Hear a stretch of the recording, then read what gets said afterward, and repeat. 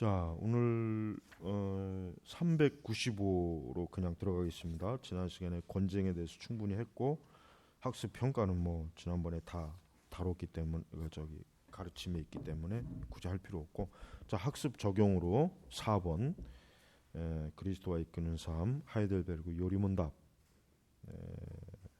395 학습 적용으로 들어갑니다.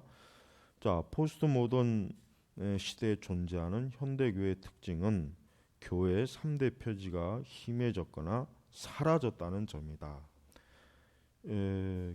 이 포스트 모던, 그러니까 뭐 지금 우리가 사는 시대는 진짜 말 그대로 포스트 모던 시대예요. 그러니까 근대가 지나고 현대가 지난 그런 시대이기 때문에 우리 시대의 그 사상적 조류 흐름이 어떤지를 잘 사실은 알아야 됩니다. 그러니까 말씀, 성례, 그리고 권징이 사라진 교회들이 많다는 것은 결국 그리스도가 이끄는 삶이 없다는 반증이기도 하다. 말씀 대신에 통속, 심리학과 종교 철학이, 그다음에 성례 대신에 신비주의와 이머전트 운동이, 권징 대신에 무분별한 용서와 관용, 그리고 죄의 원인을 신자의 외적 환경에서 찾는 치료적 접근이 대세를 이루고 있다. 이 짧은 내용이지만은 여기에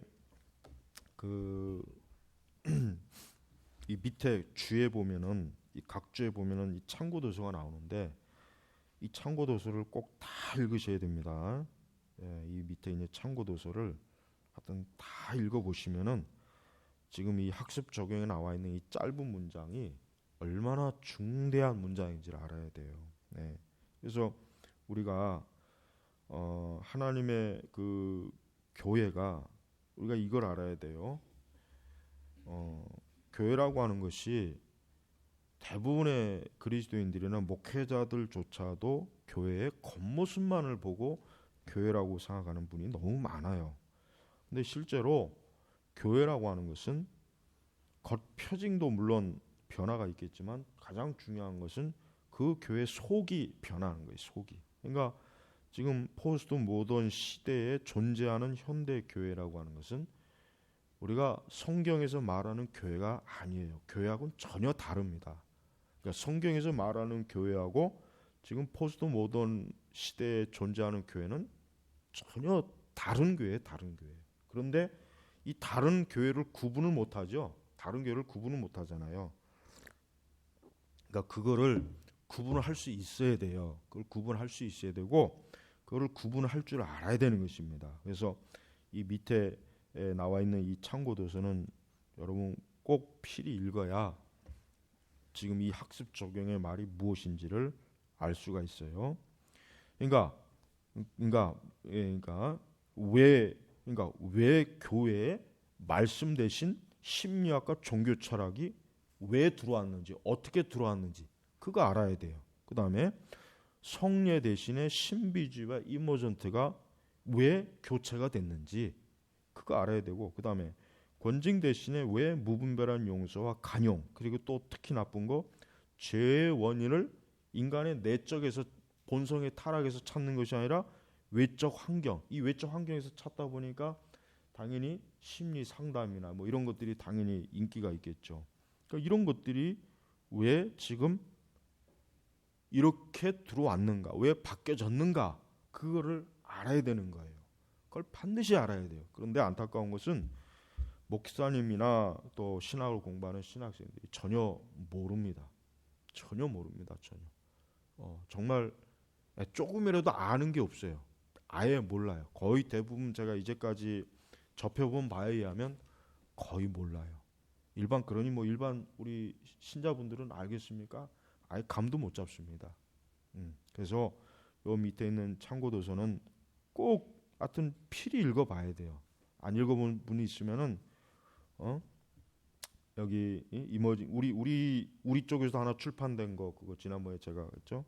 그러니까 이머징 교회와 신비주의, 그다음에 포스트 모던 신비주의, 이머징 교회 도전, 그다음에 이머징 교회는 교회 개혁인가, 그다음에 이머징 교회 바로 알기, 왜 우리는 이머징을 반대하는가, 다른 복음을 전하는 교회들, 그다음에 그리스도 없는 기독교, 이런 책들을 읽어보면은 지금 결국은 우리가 지금 보는 교회는 이건 교회가 아니구나 하는 걸 알 수가 있어요. 그러면 사람들은 아니 그게 말이 됩니까? 성경도 있고 예배도 있고 설교도 있고 뭐 다 있는데 뭐 왜 자꾸 교회가 아니라고 자꾸 얘기하냐? 이게 대화가 안 되는 거예요. 이게 대화가 안 돼요. 이게 그러니까 같은 기독교라고 하는데 만나서 대화를 해보면은 대화가 안 되는 거예요. 벌써 뭡니까? 벌써 신앙과 신학 이런 세계관이 다른 사람이에요. 달라진 사람. 다만 껍데기만 약간 비슷하고 닮았을 뿐이지요. 응? 그래서 여러분이 그 참고 도서를 읽어야 1번 4번 학습적인 1번 이걸 이해할 수 있지. 지금 여기서 이거 다 어떻게 설명합니까? 이걸 언제 다 설명하고 있어요, 이거를.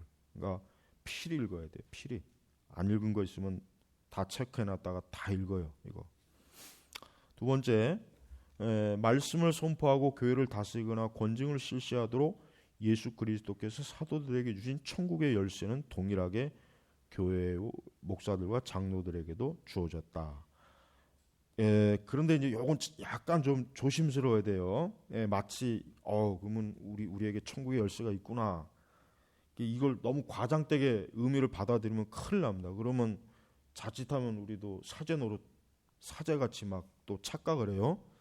그러면 안 되겠죠. 그러니까 여기 의미는 좀 더 부드럽게 좀 더 이게 좀 설명을 하고 썼어야 되는데, 그러니까 아까 지난번에 우리가 이제 권징에 대해서 얘기했지만은 결국 교회의 권징을 받아들이기를 고의적으로 거부한 것은 결국 뭐예요? 그 사람은 그리스도와는 결국은 원수가 되겠다.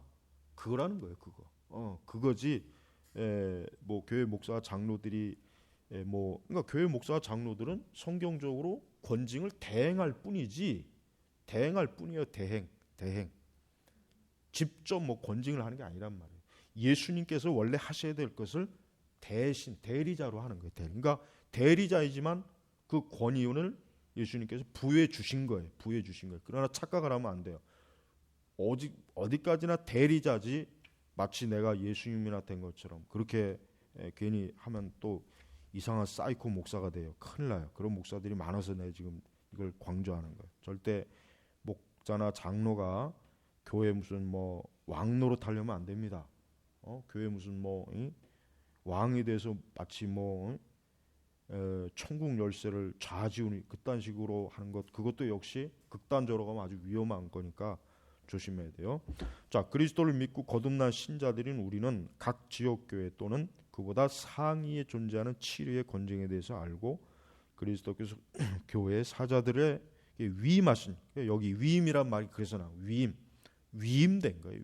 그러니까 어디까지나 위임을 받은 것이지 우리 본래적인 권위로 이렇게 교회 치료한다라고 생각하면 안 되죠. 위임하신 교회 치료를 따라야 된다. 한 예로 미국 장로계 PCA 헌법을 구분을 참고로 생각해보자. 미 장로의 PC 헌법 크게 3부로 구성. 1부 교회 정치, 제2부 권징조례, 3부 예배무범. 예배뿐만 아니라 교회 정치와 권징은 교회를 거룩하게 하는 것으로 신자들이 반드시 따라야 한다. 그런데 현대 교회에서 예배 형식이 무너지고 세속음악 비롯된 CCM, 뭐 요즘은 또 이거보다 더 한 차원 높은 음악이 또 나오죠. 이 점진적으로 예배를 잠식하고 있다. 성경적 정치를 시행하는 제도적 교회를 무너뜨리는 무교회주의, 셀교회, 그다음에 가정교회, 여기는 안 나와 있지만 가정교회도 똑같아요. 확산되고 있다. 권징 대신 각 소그룹이 셀에서 삶을 나누고 죄를 고백한 후 서로 위로하고 격려함으로 카타르시스, 그러니까 종교적 카타르시스를 느끼는 것으로 죄를 지은 신자가 용서받는 것으로 인정해 버린다. 그러니까 우리가 이 셀 처치나 무교회주의나 이 가정교회들이 왜 문제가 되냐면 아까 여기 나와 있지만 성경적 정치를 시행하는 제도를 무너뜨리는 거예요. 그러니까 하나님께서 교회에 만세 전부터 교회에 엄하게 세워놓은 제도를 어때요? 지금 교회들은 그걸 무시해버리고 자기 마음대로 이렇게 교회를 꾸며내는 거예요. 그래서 나쁘다는 거예요. 그래서 잘못했다는 거예요. 그래서 근데 그런 교회를 사람들이 좋아하잖아요. 뭐 어떤 성경적 정확한 칠이나 정치 제도로 교회가 시행하면 교회가 사랑이 없다. 여기는 율법주의 교회다. 여기는 율법주의가 기승하는 교회라 여기는 나쁜 지금 이렇게 얘기하고 있단 말이에요. 근데 그게 잘못된 것이죠. 응? 자, 그래서 그리스도를 믿는 신자는 제한적이고 임시적인 나라에 존재하는 것이 아니라 영원한 나라에 속해 있는 백성임을 알아야 한다. 그러므로 영원한 나라의 백성은 그 주권자와 법을 철저히 따라야 한다. 아래 성경 구절을 읽고 우리가 속한 나라가 어떤 나라인지 그리고 백성인 우리는 어떻게 다스림을 받아야 하는지 생각해보자. 이 여러 왕들의 시대에 하늘의 하나님이 한 나라를 세우시리니 이것은 영원히 망하지도 아니할 것이요 그 국권이 다른 백성에게로 돌아가지도 않을 것이요 도리어 이 모든 나라를 쳐서 멸망시키고 영원히 설 것이다. 다니엘서에 나온 거죠. 다니엘서에 또 회개하라 천국이 가까이 왔느니라 하였으니. 자, 그러니까 결론적으로 얘기하면은 교회는 이미 벌써 신약 성경에 교회의 모든 틀과 제도를 딱 하나님이 만드셨어요. 그러니까 그거를 허물으면 안 되는 거예요. 근데 그거를 허물고 있어요. 어떻게 허뭅니까? 그 어떻게 허무는지를 아까 제가 참고도서 있죠? 그 참고도서에 다 나와 있어요. 어떤 식으로 허물고 들어왔는지 허물고 들어오는 것도 모르면서 점령을 당해버려서 그게 문제. 예. 아니 싸움을 하다가 저도 어떻게 해서 졌는지는 알아야 좀 좀 그래도 좀 덜 억울하잖아. 근데 어떻게 마귀와 이 세상에게 뒤통수 맞고 쓰러졌는지도 모르고 그냥 한순간에 교회가 무너져 버리는 거예요. 이게 얼마나 무서운 겁니까? 예? 이런 것들을 지금 교회가 모르고 있어. 이런 거 모르고 맨날 뭐 CCM 한다, 뭐 사랑 이웃 잔치 한다, 전도대회 한다, 총동원주의 한다, 무슨 제자유를 한다, 뭐 셀 운동한다, G12 한다, 두 날개 한다, 뭐 알파코스 한다. 그거 보십시오. 그런 것들이 결국 그런 것들이 들어오는 근본적인 통로 자체가 결국 뭐예요? 교회가 하나님이 정하신 그 거룩한 질서가 무너지기 때문에 그런 것들이 그렇게 막 성행하는 거란 말이에요. 예. 그러니까 우리가 이런 것들에 대해서 좀 명확하게 잘 눈을 확 떠야 그래야 우리가 이해할 수 있어요. 그러니까 이 밑에 아까 내가 학습 적용 1번에 그 밑에 그 각주에 달려 있는 그 도서들을 천천히 한번 잘 읽어오시란 말이에요. 그러면 쉽게 얘기하면은 성경의 교회와 포스트 모던 교회가 이건 완전히 상극이구나. 그게 눈에 확 들어요. 그러니까 이렇게 눈에 들어와야 되는데 신학생들은 물론이고 목사님들도 모르고 있으니 그런 사람들하고 교회론에 대해서 얘기하면 이게 대화가 되겠습니까? 그래서 대화가 안 되는 거예요. 그래서 대화가 안 되니까 욕이 나와버리는 거예요. 그냥 하도 답답하니까. 자, 여러분 이거 제가 이거 뭐 앞으로 계속 하면서 더 자세히 얘기하겠지만은 이런 것들을 우리 교회는 그래도 많이 강조하고 제가 설교 시간에도 항상 종종 얘기하고 그러기 때문에 그래도 어느 정도는 알지만 다른 뭐 교회나 다른 어디서 이런 것들에 대해서 잘 얘기도 하지 않습니다. 그래서 참 안타까워요. 그러니까 이런 교리 공부가 그래서 필요한 겁니다. 기도하겠습니다. 하나님 아버지 감사합니다. 오늘도 저희가 예배가 끝나고 또 하이델베르 교리 문답을 공부합니다. 이 교리가 그저 이제 옛날 그 몇백 년 전에 구닥다리 교리가 아니라 지금도 여전히 주님 오시는 그날까지 우리가 엄숙하게 주의 명령을대로 지켜야 될 그 거룩한 진리인 줄 아오니 주여 이 진리로 엄숙하게 주님 앞에서 지킬 수 있는 저희 교회와 또 저희 모두가 되게 하시옵소서. 또 우리 특별히 신학생들은 더 잘 배워서 더 온전한 교회를 세울 수 있도록 축복해 주옵소서. 예수님의 이름으로 기도 올렸습니다. 아멘.